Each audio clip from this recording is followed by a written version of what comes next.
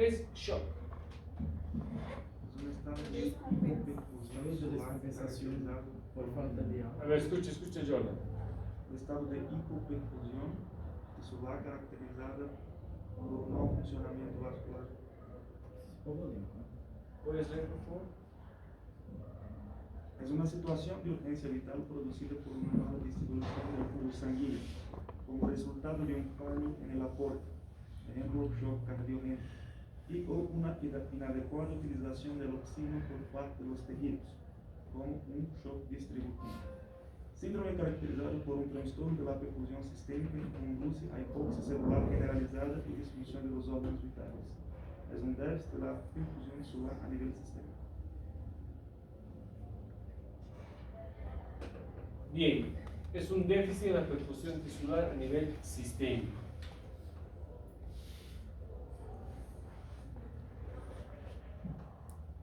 ¿Cuántos tipos de shock hay, Amanda? Muchos. ¿Cuáles? Cardiogénico, hipovolémico, anafilático, A ver. ¿Cuántos son, Amanda? ¿Cuántos son? 4. 4.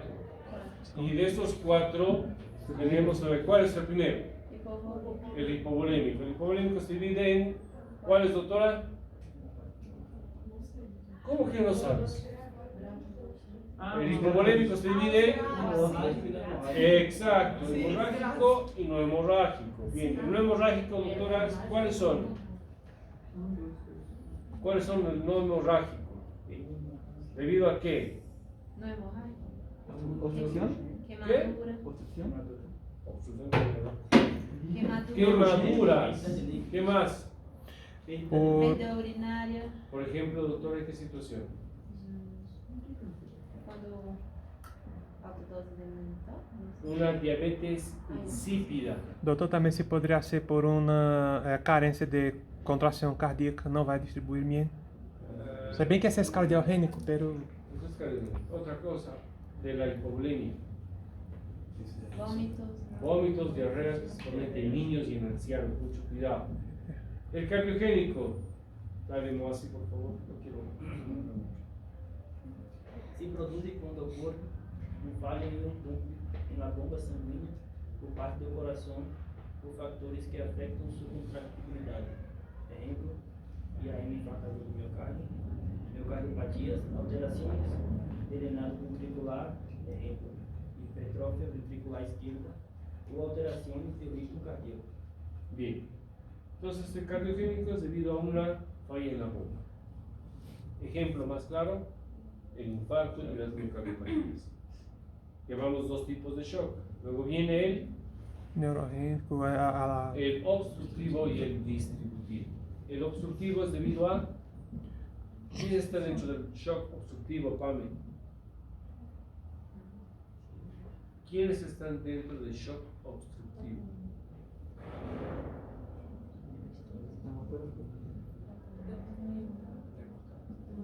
Ustedes no saben medicina, ¿no? doutor, um pneumotórax da tensão pode provocar. Neumotórax, atención. Taponamiento cardíaco. Pero más Aterosclerose também pode ser. Otro. Obstrucción de la vena. TEP. ¿Sí? Un tromboembolismo pulmonar, también cardíaco. Bien. ¿Puedes leer, Leo? Obstrutivo, por uma obstrução mecânica ao fluxo sanguíneo, e a ser por uma causa vascular extrínseca, intrínseca ou por aumento da pressão intratorácica. Ahí tenemos todo lo que hemos hablado: taponamiento, neumotórax, ¿sí? Y los tromboembolismos. Bien. Distributivo. La alteración se produce a nivel del tono vasomotor y está mediada generalmente por sustancias vasoactivas que ocasionan un estancamiento venoso y por la pérdida del tono arteriolar que se origina en la redistribución del flujo vascular. Bien. A ver, en todos los, no en todos, ¿cuál es la característica que vamos a encontrar en la piel, Eliseo, en un paciente que tiene un shock hipovolémico? ¿Cómo va a estar la piel? Va a estar pálido, ¿sí? ¿Caliente o fría? Fría. ¿Por qué se pone diaforético el paciente? ¿Cuál es su nombre? Daniel, ¿por qué se pone diaforético? ¿Qué es la diaforesis?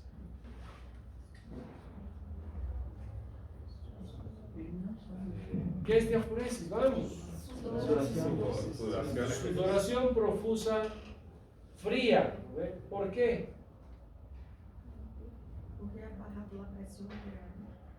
¿Pero qué pasa? ¿Es debido a qué? Para equilibrar el medio externo. Adrenalina. Si el sudor es frío, es el cuerpo tentando ahorrar calor dentro de sí. Ahí libera el sudor frío. A ver, en un shock hipovolémico, ¿qué pasa? Ha perdido sangre, ¿no ve? Entonces, ¿qué dice tu cabecita, tu cerebro? ¿Qué dice? A ver, me sirve ahorita que llegue sangre a mi piel, a mi dedo, a la punta de mi dedo, No, o que le llegue sangre, esa sangre me dice que vaya hacia el corazón. el corazón. Por eso es que hace una vasoconstricción periférica, para hacer que toda la sangre vaya hacia los órganos importantes. ¿Qué es eso? La lista. Aquí están los que me interesan que estén. Si no han venido los demás, qué pena. Mañana no voy a pasar clase de la noche. Listo. Entonces, en cambio, en el shock distributivo, ¿quiénes están? Aquí tenemos dos importantes: el neurogénico Y anapilento. y el séptico. Séptico. ¿Cuál es el shock que tiene mayor incidencia? El séptico. ¿No ve? Entonces, y estos dos tipos de shock se caracterizan, ¿por qué? Porque cuando tú los vas a encontrar a tus pacientes, normalmente la piel va a estar caliente, no va a estar ni diaforético, va a estar casi normal. Porque ¿qué pasa, Ronnie, en un shock neurogénico?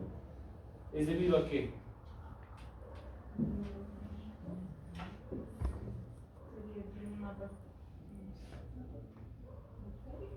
¿Es debido a qué shock neurogénico? Vamos, Ronnie.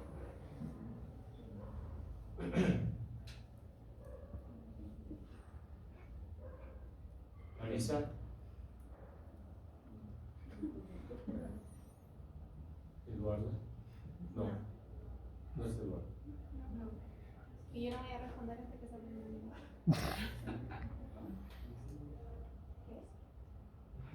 Sin ayuda.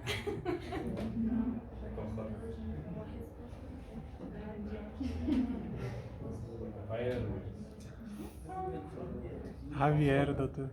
Javier. Javiera. No, porque me olvidaron tampoco voy a responder. Ya, ¿qué quiere que lo responda? No me acuerdo qué he dicho. Perdió, no voy ¿Qué a causa shock neurogénico? Doctor. Eso, ¿qué causa shock neurogénico? ¿Qué? Eso puede bien, ser- ¿dónde? A nivel de la médula, ¿cierto? O sea, ¿qué pasa? Ahora, ojo, el shock neurogénico puede coexistir con el shock hipovolémico. ¿Sí o no? Sí. Claro, en trauma vamos a ver esto muy común, principalmente en esos pacientes que están inconscientes, que han sufrido un shock, han sufrido una lesión cervical grave. Lastimosamente llegaron personas que no eran del área de salud y ¿qué hicieron? Subieron a un taxi y lo despacharon. Han lesionado la columna, qué sé yo, y además tenía 2 fracturas de fémur. ¿Qué ha perdido mi paciente? Sangre. Sangre. Con 2 fracturas de fémur estamos hablando de cuánto de sangre más.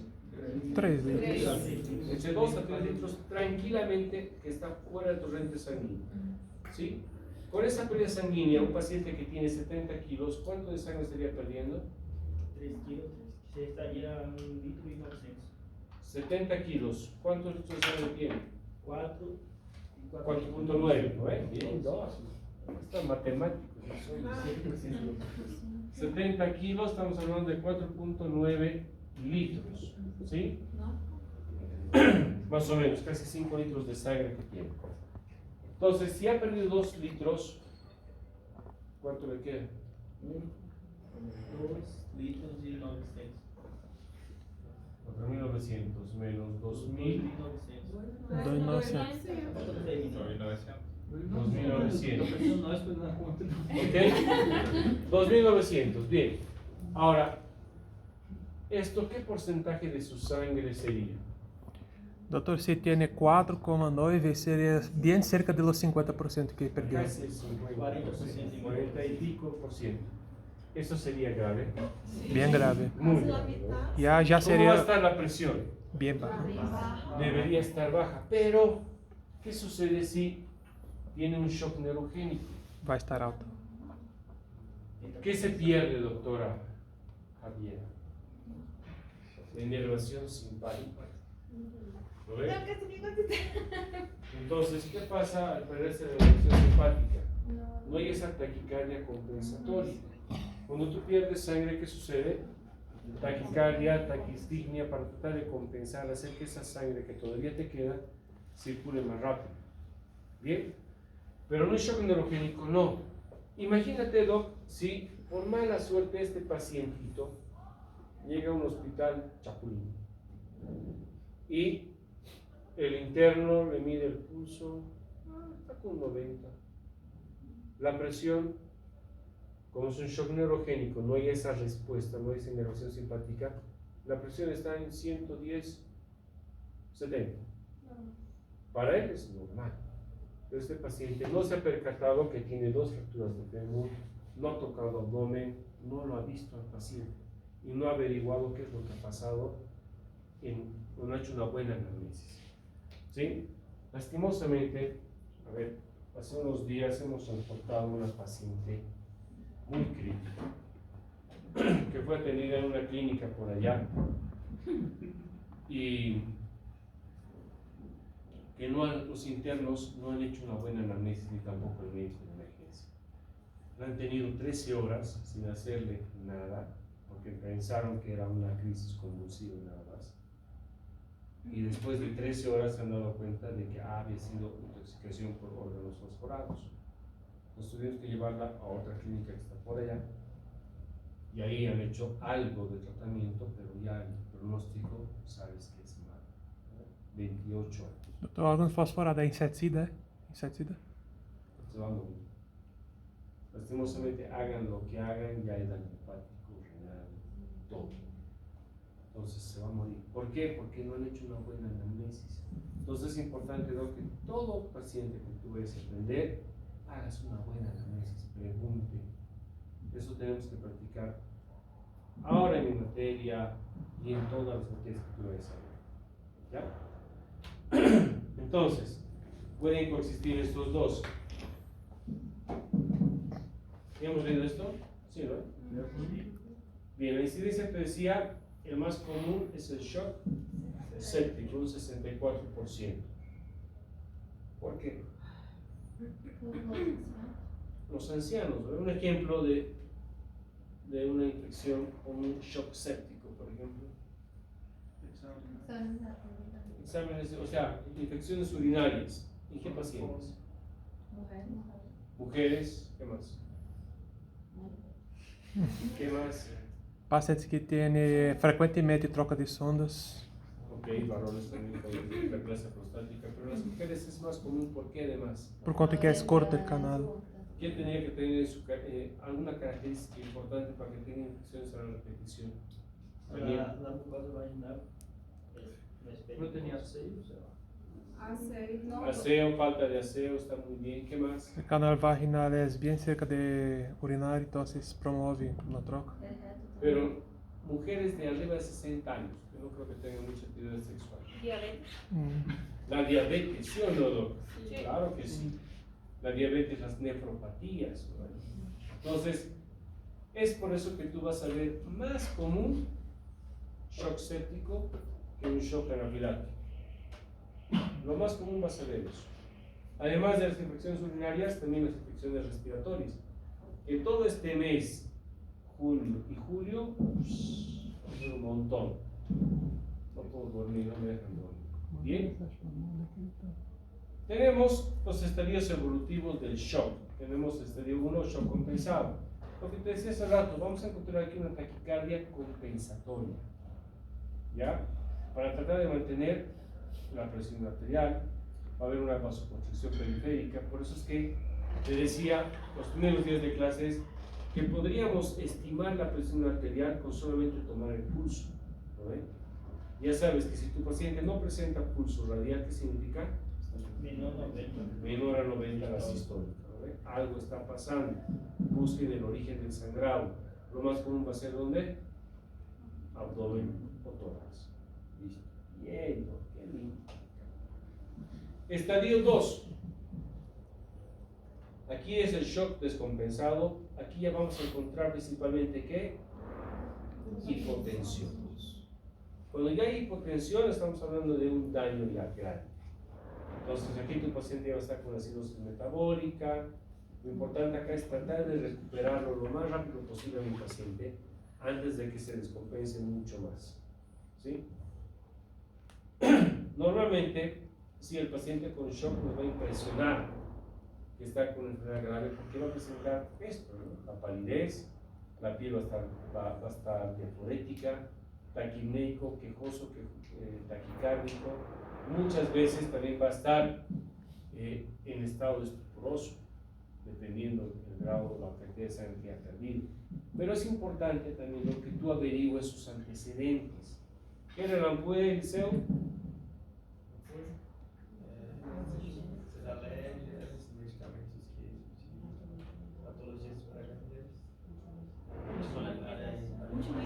E o evento que pode ter elevado a sucesso. Muy bien. Ahora, acordémonos del examen del abuelito de 65 años. Si este abuelito yo le pongo una presión de 100, 110, 70, ¿es normal? Depende se está utilizando tabletas também. Ok, este abuelito tomaba atenolol, ¿no? ¿Es normal su presión? No. Las arterias en los más vellos son más rígidas, entonces la presión aumenta. Debería estar, normalmente su presión de un abuelo de 65 años debería estar un poquito más elevado, 130, pero la diastólica siempre por encima de 85, no 70. Entonces, si encuentras con 110, 70, ¿es normal, G? No, ya tenemos que pensar que este paciente está hipotenso. Más todavía si toma algún betabloqueante, ¿no ve? Si el pulso está en 95, ¿es normal? No. ¿Qué tengo que averiguar? El ampure. Si me dice, sí, doc, yo tomo unas tabletas para el corazón chiquititas, blanquitas. ¿Qué será? No me acuerdo, doc. Pero con eso siento que mi corazón ya no late tan rápido. Es un betabloqueante. ¿Y eso qué va a hacer? Va a mantener su corazón de tu paciente siempre con una frecuencia cardíaca más o menos baja. Por eso es que tú tienes que averiguar todas estas cosas. No es que todo paciente hipotenso recién entra al shock. No, tienes que investigar. Cada paciente es un mundo diferente. Tienes que ver así. ¿Estamos? Ujú. Ahora, si es deportista, Daniel, si yo fuera un deportista de alta competición, se nota en mi físico. ¿Cómo va a estar mi pulso? Chucha. Va a estar bajo. Voy a tener bradicardia, bradistignia fisiológica, ¿sí o no? Porque mi cuerpo está acostumbrado a las altas exigencias. Entonces, igual tú encuentras un paciente que lo ves medio atlético al tipo y está con un pulso de 80, este cuate ya está algo taquicárdico para su estado fisiológico, ¿no ven? Entonces tengo que investigar muchas otras cosas más antes de poder decir, no está en shock. ¿Ya? Entonces la presión arterial puede ser normal y no desciende hasta que tú ya sabes, pierde el 30% de su volumen. Voy a adelantar un poquito para ver este cuadrito que ustedes ya lo dominan. Esto, muy bien. A ver, Amanda, grado 1. Perdida sanguínea hasta 750 ml. ¿Qué signo vital se altera aquí, doctor? Ninguno. Ninguno. ¿Cómo te das cuenta? El pulso no será poco. ¿Qué vamos a encontrar aquí de raro? O paciente vai estar ansioso. Levemente ansioso, ¿sí? ¿Andan los sangre aquí algunos de ustedes? Sí. ¿Qué sentido leo? Nada, nada. ¿Nada? Hambre. Hambre.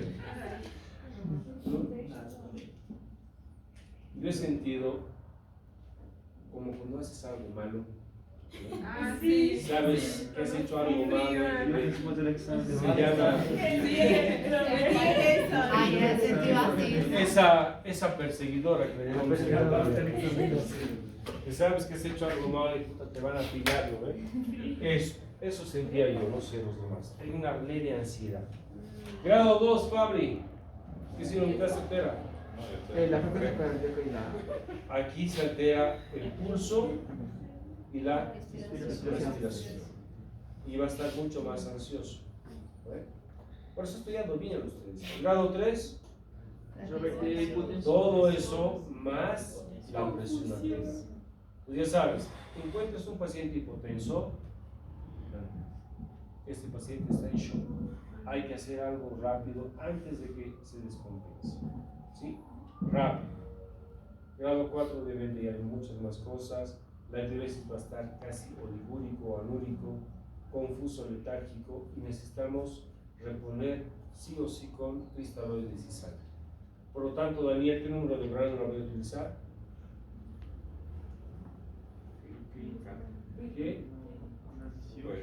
¿Qué número de bránula vas a utilizar para canalizar a tu paciente? 16, máximo 18. Tú me dices 16. ¿Por qué, Doc?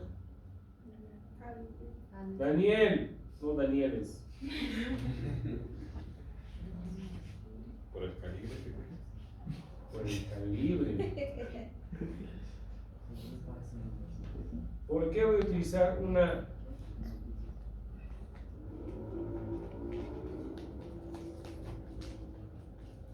Para poder obviamente reponer rápido el volumen de sangre. Porque no podemos transfundir sangre con una bránula número 20. Los glóbulos no van a pasar, se van a romper. Entonces necesitamos es una bránula 18 mínimo, ideal una 16. ¿Sí? ¿Ok? E se não tiver uma 16 ou 18? Tenemos que tener. De média tem Además de que é uma brânula universal, casi todas têm. Exacto, vamos a encontrarse en todo lado. Bien, aquí me quedo.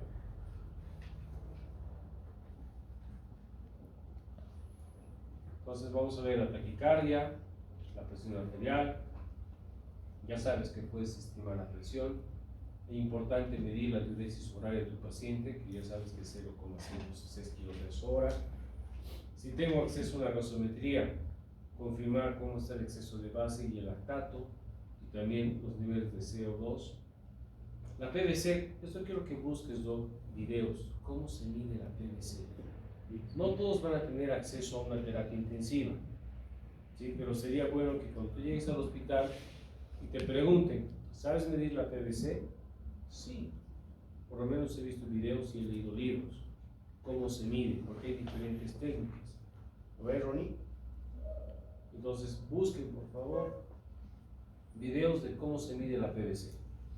Obviamente la ecografía ahora es el gold estándar para muchas cosas, porque es menos invasivo, utilizando el EcoFast, pero ¿qué me ayuda a ver si está colapsado o no la vena cava inferior durante la inspiración para saber que la PVC está muy baja o está muy alta? La temperatura, como te decía hace rato, no siempre vamos a encontrar alteraciones, más aún en los tipos de shock séptico y medular. Estos son los llamados shocks calientes, a diferencia de los otros dos o de los demás. La conciencia puede estar desde lo que es una agitación hasta el coma profundo. Ahora, estos son los criterios diagnósticos para decir que tu paciente está en shock. Jordan, ¿me ayudas, por favor? Aparência de enfermidade por estado mental alterado, frequência cardíaca superior a 100 latidos por minuto, frequência respiratória superior a 22 respirações por minuto, ou pressão de CO2 menor a 32 milímetros de mercúrio, déficit de base em sangue arterial inferior a 5.000 equivalentes /litro, incremento de lactato superior a 4 milimol, diuresis inferior a 0.5 ml/kg/h y potencia arterial de más de 20 minutos de duración. Bien. Entonces, como dice acá, para establecer el diagnóstico de shock deben estar presentes por lo menos 4 de estos criterios. Entonces, tu paciente, ¿qué es lo más común que vamos a encontrar? Frequência cardíaca aumentada, frequência respiratória. Respiratoria, la hipotensión. Y la hipotensión. Para eso no necesitas más equipos que tus cositas que tienes siempre en tu mochila, ¿no? Ahora, si tengo una gasometría, perfecto, ahí vamos a ver el exceso de base y el lactato. Si el lactato es mayor a 4, eso es shock aquí o en la chica. ¿Sí?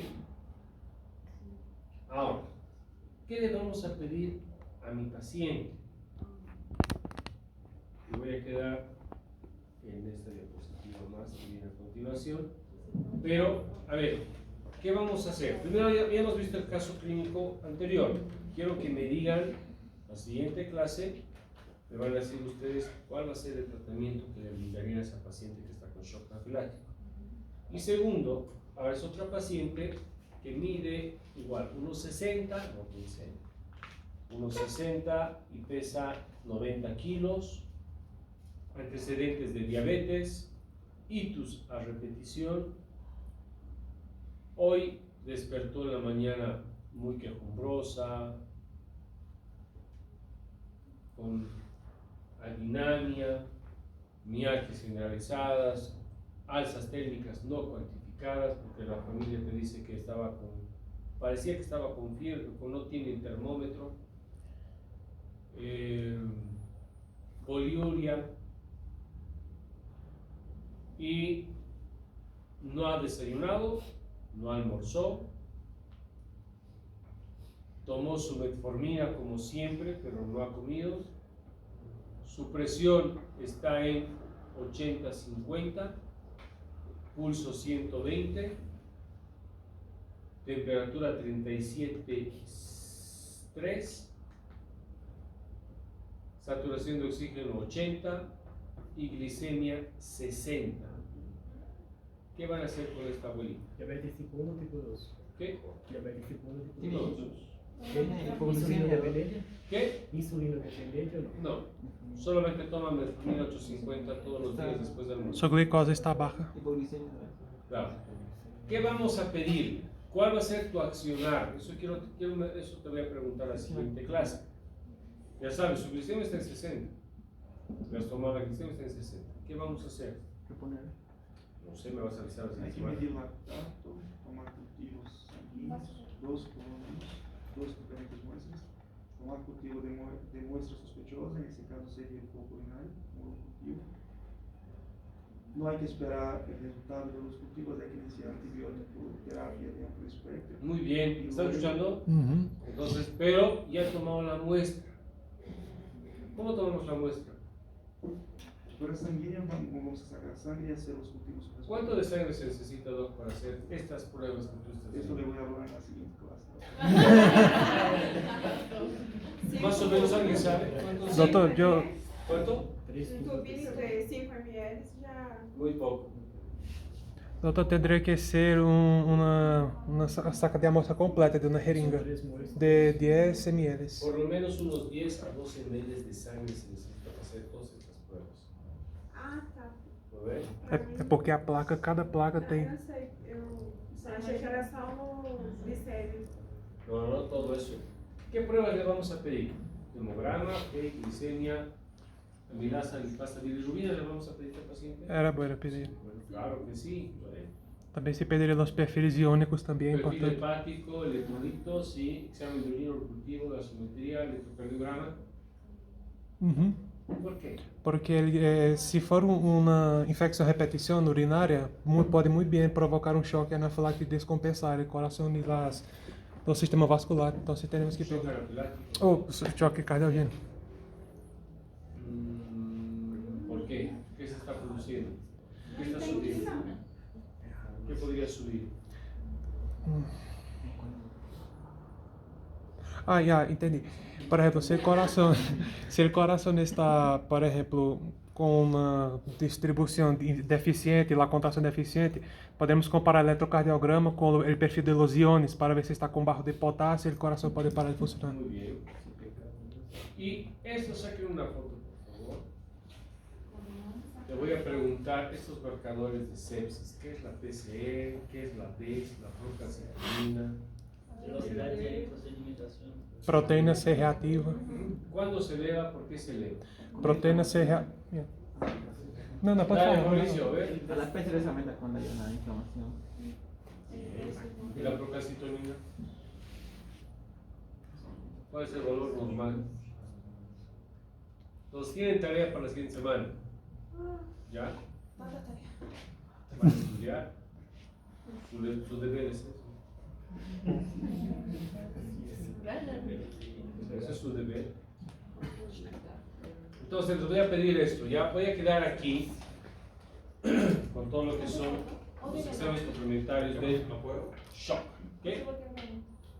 ¿Qué dices? ¿Quién habla? Yo. Dime. No, pero no está hablando conmigo. ¿En cuánto tiempo, Javier, vamos a tener los hemocultivos, urocultivos? ¿Cuánto tiempo? De 48 a 72 horas, ¿no? Mientras tanto, ¿qué hacemos? dar antibiótico terapia en caso de necesitarlas. ¿Con qué? ¿Por qué? ¿Con qué? ¿Qué antibiótico? De alto efecto. ¿Cuál? Você falou suplente de terceira generação. Es una ITU alta. Tota. Paciente, ¿qué le vamos a dar? Cefixima, ceftazolina. Metronidazol. Ceftaxima, doutor, você poderia dar. Entonces, yo voy a escuchar sus preguntas, sus respuestas. El caso clínico ya lo tiene. Entonces, ¿qué vas a hacer tú con esa paciente y por qué me vas a justificar? Ya. Si quieres, haces una presentación, si no, igual aquí a capela, vamos a dibujar, papá, no pasa nada. Tú quieres. ¿Ya? Obviamente, quien quiera hacerlo es voluntario, tiene puntos extra, nada es gratis. Todos van a hacer entonces. Qué bueno. Bien. Listo, Doc. Aquí voy a quedar para que no quedemos parejos. ¿Ya?